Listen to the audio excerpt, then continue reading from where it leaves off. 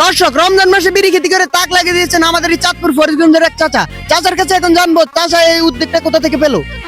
চাচা, আপনি এই বিড়ি খেতির উদ্যোগটা কোথা থেকে পেয়েছেন? আরে মিয়া এটা কি করলেন? আমার বাপ দাদা 14 গোষ্ঠী বিড়ি খেতি করিয়েছে। না চাচা, আমরা এটা বলতেছি, আমরা তো কোথাও বিড়ি খেতি দেখি না। আমরা দেখেছি আলু খেতি, কোরমা খেতি, কদু খেতি, এগুলি দেখেছি, কিন্তু বিড়ি খেতি কোথাও দেখি না। এই জন্য আপনাকে জিজ্ঞেস করছি।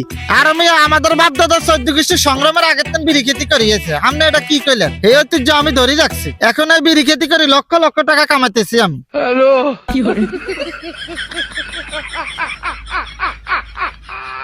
আচ্ছা চাচা, আপনি রমজান মাসে বিড়ি খেতি করার কারণটা কি?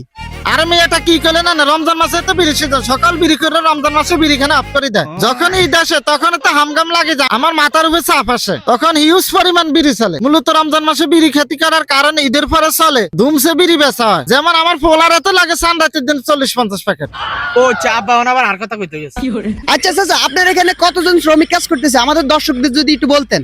আমার এখানে তো প্রায় 150 শ্রমিক কাজ করতেছে এই বিড়ি খেতের জন্য। আপনি একজন শ্রমিককে কত টাকা করে বেতন দেন? আর মিয়া শ্রমিকদেরকে কোনো বেতন দেন, এদিন তো মাস শেষে 40-50 হাজার টাকার বিড়ি দিতে, এদিক তো বিড়ি করে। আচ্ছা চাচা, আপনি যে বীজটা রোপণ করতেছেন, এটা কি বিড়ি রোপণ করতেছেন?